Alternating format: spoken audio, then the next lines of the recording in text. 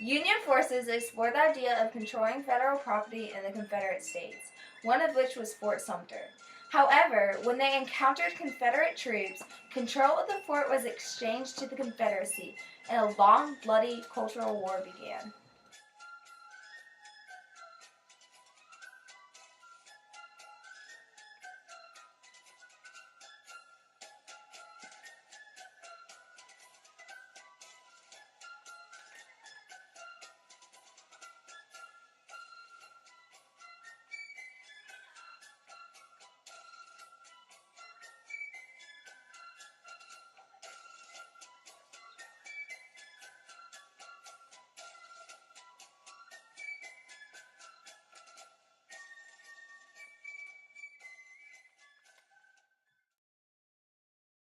We briefly spoke with Tommy Williams about how many cannons were mounted in the fort before the battle started.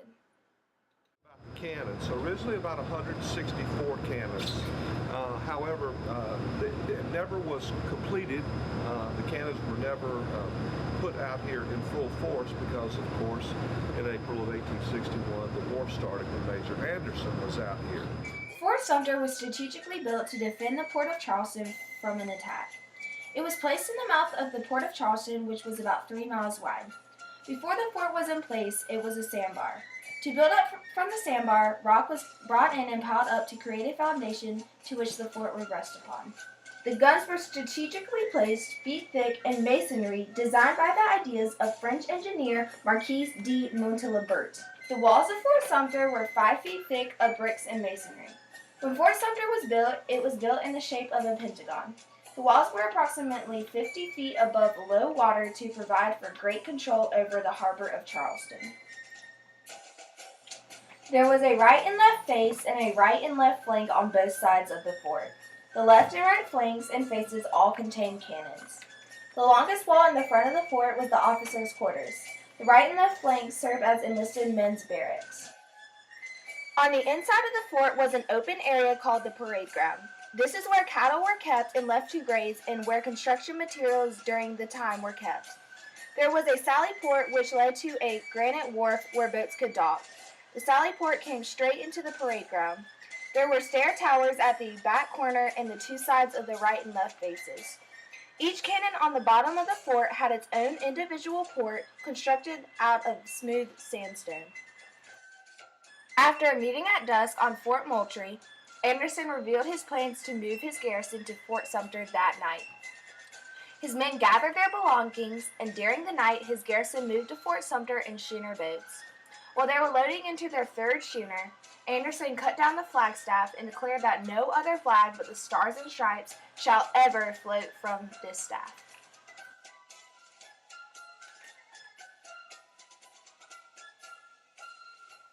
We spoke with Liz Steinhauer about why the Union and Confederacy were in dispute over control of Fort Sumter.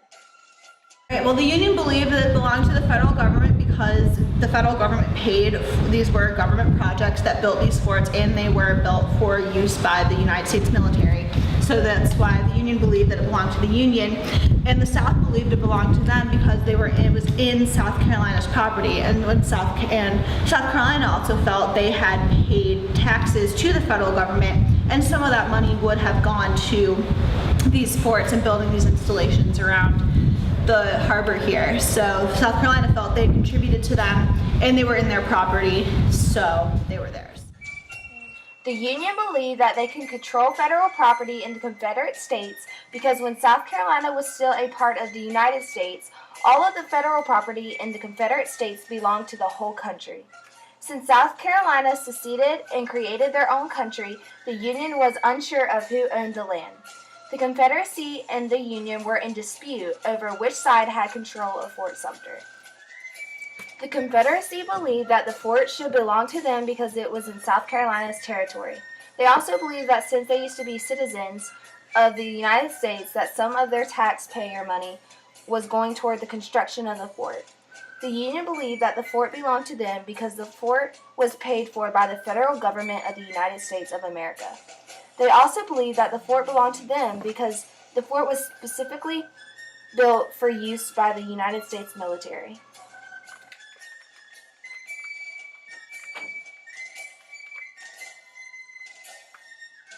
Ann Holder explained to us what items supply ships were attempting to bring to Union soldiers at Fort Sumter.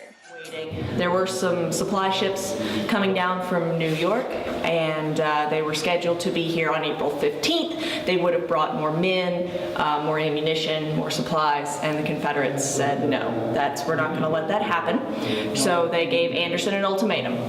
Beauregard was in charge of the Confederate troops here in Charleston, and he told Anderson that you've got an hour to evacuate the fort or we're going to start firing. Anderson again refused because he said, I don't have orders to do that.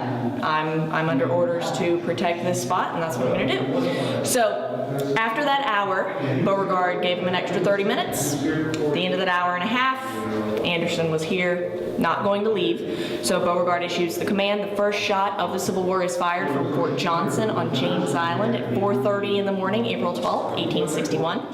The way that Union forces and Confederate forces encountered was by sending messengers and by attempting to send a ship called the Star of the West to resupply Union forces on Fort Sumter. The Union had only sent enough provisions for a couple of months. The ship was headed to Fort Sumter from New York and was loaded with men, ammunition, and provisions. The Star of the West was kept out of the fort because of bad weather and threats from the Confederacy to open fire upon the ship if it crossed into the mouth of the harbor. The ship stayed put until the surrender had been ordered.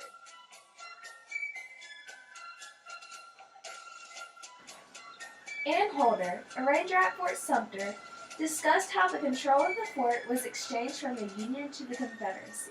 So, on April 13th, the Confederates from Fort Moultrie set the officers' quarters here at Sumter on fire. Anderson realized he didn't have enough men to fight the fire and fight the Confederates, so he officially started the surrender operations. They said, all right, we're going to surrender, but you can't take any my men prisoner.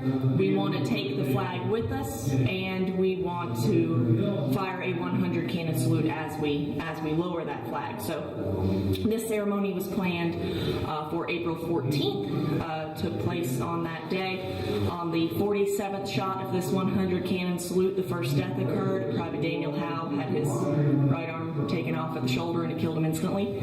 So he was the first death of the Civil War. His death was an accident, and he didn't die during a battle. So after Daniel Howe lost his life, Anderson said, all right, we don't want to risk losing any more of my men, so we're only going to fire 50 shots instead of the original 100. So they fired they ended that 50 shots, and they loaded a supply ship and returned to New York, where they received a hero's welcome, and the Confederates came in and took over the fort on April 14th of 1861. Control of the fort was exchanged from the Union to the Confederacy towards the end of the firing on April 13th. The Confederacy sent more messengers from Fort Johnson to negotiate terms for surrender. The Union agreed, but only under some circumstances. They were allowed to keep all of their men, and they were allowed to fire a 100-gun salute while lowering their flag. There were no deaths on either side during the battle. During the 100-gun salute, a cannon malfunctioned and blew Private Daniel Howe's arm off, which instantly killed him. This caused the 100-gun salute to be cut short to a 55-gun salute. After the salute on April 14th, Anderson lowered the flag, loaded onto the boat, and handed the fort over to the Confederacy without much argument.